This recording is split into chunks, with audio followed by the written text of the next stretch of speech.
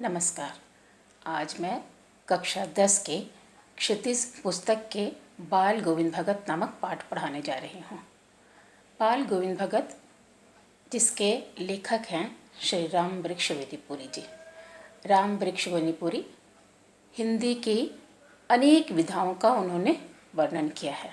अनेक विधाओं में उन्होंने अपनी रचनाएं लिखी हैं। इस कहानी के द्वारा वह समाज में ऐसे व्यक्ति को दिखाना चाहते हैं जो ग्रस्त जीवन में रहते हुए भी एक संत स्वभाव के थे। सच्चे मायने में वह एक संत सन्यासी के रूप में अपने जीवन को व्यतीत कर रहे हैं। बाल गोविंद भगत उनकी चारित्रिक विशेषताएं बताते हुए लेखक कहते हैं, बाल गोविंद भगत जिनकी उम्र लगभग 60 के होंगी, मझोले कद के और गोरे चिट्टे व्यक्ति थे। अपने शरीर पर वह बहुत ही कम वस्त्र पहनते थे। वस्त्र के नाम पर एक लंगोटी पहनते थे और कान में कनपटी टोपी होती थी जो कबीर पंथी जैसी होती थी, यानी उनके दोनों कान ढके रहते थे। माथे पर वह रामानंदी तिलक लगाते थे। बाल गोविंद भगत के बारे में लेखक कहते हैं कि उनकी पत्नी को तो उन्होंने कभी नहीं देखा। हाँ, उनका एक बेटा था जिसे वह बहुत प्रेम करते थे। उनकी कुछ खेती थी जिसे वह करते थे और एक साफ सुथरा मकान था। खेती में जो भी उपजता था वह पूरा का पूरा वह एक कबीर पंथी मठ में जाकर उसे सबसे पहले समर्पित करते थे और वहाँ से उन्हें जो कुछ भी मिलता था उसी से वह अपनी जीविका चलाते थे। बाल गोविंद भगत कबीर के सच्चे साधक थे। कबीर को वह अपना साहिब मानते थे। कबीर के बताए गए प्रत्येक बातों को वह अपने जीवन में उतार चुके थे। वह कभी झूठ नहीं बोलते थे, किसी से झगड़ा नहीं करना, किसी की वस्तु को बिना पूछे नहीं छूना, यहाँ तक कि उसका व्यवहार भी नहीं करना। ऐसे थे बाल गोविंद भगत। वह पूरी तरह से अपने गृहस्थ जीवन को यापन कर रहे थे। आषाढ़ के महीने में जब सारे लोग खेतों में, सारा किसान खेतों में उतर आता है, ऐसे समय में बाल गोविंद भगत भी अपने खेतों में खेती करते थे, धान रोपते थे और कबीर के दोहे को वह गाया करते थे। उनके गायन में इतनी मधुरता थी, इतनी मिठास थी कि सारा वातावरण संगीतमय हो जाता था।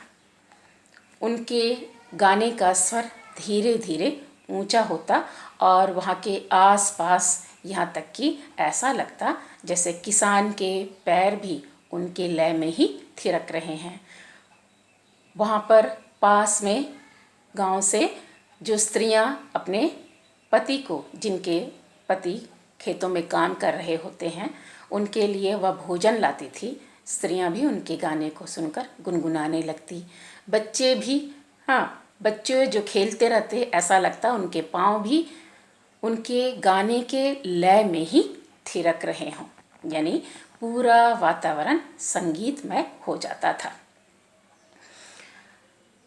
वह ऐसे ही हमेशा अपने खाली समय में वह कबीर के गीतों को गाया करते थे।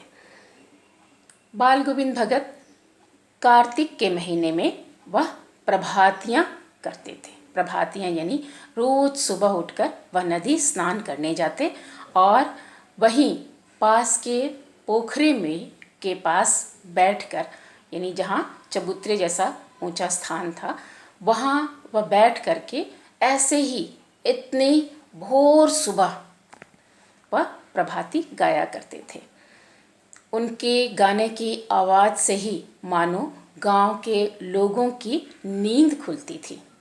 लेखक ऐसे ही समय की अपनी बात कहते हुए कह रहे हैं कि एक बार कार्तिक के महीने की कटकटाती सर्दी में उनकी आँख जब खुली उस समय देर भोर रात थी, लेकिन ऐसे समय में वह उनकी आवाज़ सुनकर लेखक खींचे चले गए और वहाँ देख रहे हैं कि बाल गोविंद भगत निमग्न होकर अपने गीतों में तन्मय थे और उनके माथे पर पसीने की श्रम बिंदुएं झलक रही थी। लेखक जो ऐसे समय में इतनी सर्दी थी, उनके दांत कटकटा रहे थे और बाल गोविंद भगत अपने संगीत में इतने मगन थे कि उनके माथे पर पसीने की बूंदें झलक रही थी। ऐसे थे बाल गोविंद भगत। गर्मी के दिनों में भी वह अपने काम से निवृत्त होकर अपने आंगन में ही वह इसी तरह से कबीर के गीतों को, कबीर के दोहों को गाया करते थे। ऐसे ही उनकी गांव की एक छोटी सी मंडली थी जो उनके साथ में आकर उनका गाने में साथ देते थे। बाल गोविंद भगत एक पंक्ति गाते और उनकी मंडली उसे दोहराती तहराती रहती थी और इसी तरह गाते गाते वो इतने निमग्न हो जाते थे, इतने मगन हो जाते थे कि वह खड़े होकर नाचने लग जाते थे। उन्हें अपने कबीर पे, अपने साहिब पे उन्हें बहुत ज़्यादा श्रद्धा थी। लेखक को बाल गोविंद भगत के विश्वास का और उनके साधना का उस समय चरम सीमा उनको नज़र आया जब उनके बेटे की मृत्यु हो गई थी। उनका बेटा बहुत सीधा और बोधा किस्म का था। भगत का मानना था कि ऐसे लोग ही प्यार के ज़्यादा हकदार होते हैं और वह अपने बेटे को बहुत प्यार करते थे। सौभाग्य से उन्हें एक बहुत ही सुघड़ और संस्कारी बहू भी मिल गई। उनके आते ही उन्होंने बहुत श्रद्धा से, बहुत प्रेम से अपने बेटे की शादी दिए थे और उनकी बहू भी उतनी ही अच्छी थी। बहू के आते ही बाल गोविंद भगत को मानो घर गृहस्थी से निवृत्ति मिल गई थी। वे उनकी बहू आते ही पूरे घर गृहस्थी को संभाल ली थी और जब उनका बेटा अक्सर बीमार रहता था, लोगों को इस बात की खबर नहीं थी, लेकिन जब उसकी मृत्यु हुई तो लोग अचानक सभी उसे देखने आए। लेखक भी वहाँ पर पहुँचे। वहाँ वह देखकर दंग रह गए कि बाल गोविंद भगत अभी भी वैसे ही वह निमग्न होकर कबीर के गीतों को और इस तरह के गायन को गा रहे हैं और गाने में मगन हैं। उनकी बहू रो रही थी। पास की पड़ोस की औरतें उन्हें चुप करा रही थी और बार बार बाल गोविंद भगत अपने बहू को इस बात के लिए उसे संतावना दे रहे थे कि आज मेरे बेटे को की आत्मा को परमात्मा से मिलन हुआ है। आज तो बहुत ही खुशी का दिन है, तुम भी इसी खुशी में शामिल हो। और आज उसका यह पार्थिव शरीर से आत्मा मुक्त हो गई है, आज उसे मुक्ति मिली है, आत्मा का परमात्मा से मिलन हुआ है और इस मेल को हमें भी खुशी मनानी चाहिए। वह अपने बहू को इस तरह से संतावना दे रहे थे। कहते हैं कि वह संसार के रीति रिवाजों को, जो लोगों के बेड़ियां बन गई हैं, कुरीतियों को उन्होंने किस तरह से उसका खंडन किया है। अपने बेटे के चिता में उन्होंने अपने बहू से अग्नि दिलवाई और जैसे ही उसके श्राद्ध के काम समाप्त हुए, उसके भाई को बुलाकर अपनी बहू को दूसरी शादी करने का उन्होंने प्रस्ताव रखा। उनकी बहू बहुत रो रही थी क्योंकि वह बाल गोविंद भगत की सेवा करना चाहती थी, उनके बुढ़ापे का वह सहारा बनना चाहती थी, परंतु बाल गोविंद भगत ने एक न सुनी। उनकी बहू बिलखती रही, रोती रही, यह कहते हुए कि जब आपको बुखार होगा, जब आपको किसी तरह की बीमारी होगी, तो आपकी कौन सेवा करेगा? आपको कौन एक गिलास पानी भी देगा? आपके पास कोई नहीं है। लेकिन उन्होंने अपनी परवाह नहीं की, बल्कि बहू के भविष्य को उन्होंने देखा और उसे इसी हिदायत के साथ वहाँ से विदा किया कि तुम दूसरी शादी करो और अपने जीवन को आगे बढ़ाओ। बाल गोविंद भगत हर वर्ष की तरह इस वर्ष भी वह गंगा स्नान करने जाते थे। गंगा स्नान, गंगा जो उनके घर से करीब 30 किलोमीटर दूर थी, वह पैदल ही जाया करते थे और वह घर से जो खाकर जाते थे, वापस घर पर आकर ही खाते थे।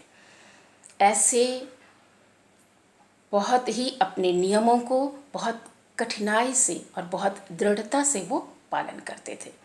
कहते हैं, रास्ते भर खंजड़ी बजाते और प्यास लगने पर सिर्फ पानी पीते। इस बार उनकी सेहत कुछ इसी तरह से वापस आने पर खराब हो गई। लोगों ने उन्हें बहुत मना किया कि इतना नेम धर्म ना किया करें, परंतु वे किसी की बातों को हंसकर टाल दिया करते थे। वैसे ही अपने खेतों का काम करना, अपने बाकी जितने भी गृहस्थी के काम होते थे उसी तरह से निपटाया करना, परंतु धीरे धीरे उनका शरीर दुर्बल होता गया और धीरे धीरे वह बीमार पड़ने लगे। और परंतु उन्होंने किसी भी काम में कोताही नहीं बरती। जिस तरह से वह संगीत गाया करते थे, अपने घर के काम करते थे, वैसे ही किया करते थे, परंतु शरीर जो नस्वर होता है। लोगों ने शाम को तो बाल गोविंद भगत के गीत सुने, लेकिन सुबह किसी को उनके गीतों की आवाज़ नहीं आई, क्योंकि उनके गीतों से ही उस गांव के लोगों की नींद खुलती थी। जब लोगों ने उनके गीतों को नहीं सुना तो वह उनके घर गए और वहाँ बाल गोविंद भगत नहीं रहे। उनका पार्थिव शरीर वहाँ पड़ा मिला। ऐसे थे बाल गोविंद भगत। लेखक ने बाल गोविंद भगत के द्वारा इस संसार में ऐसे लोगों को दिखाने की कोशिश किए हैं, ऐसे लोगों को उन्होंने चित्रित किया है जो संसार में रहकर सच्चे संत की तरह अपने जीवन को व्यतीत कर सकते हैं, एक सच्चे साधु की तरह अपने जीवन को व्यतीत कर सकते हैं। साधु बनने के लिए, सन्यासी बनने के लिए अपने गृहस्थ जीवन को त्यागना जरूरी नहीं है, या गृहस्थ जीवन को त्याग कर जो सन्यासी बनते हैं, लेखक ने ऐसे लोगों का खंडन किया है। इसलिए उन्होंने बाल गोविंद भगत के पात्र द्वारा संसार को यह संदेश देना चाहे हैं कि लोग गृहस्थ जीवन में भी सन्यासी की तरह अपने जीवन को व्यतीत कर सकते हैं। धन्यवाद।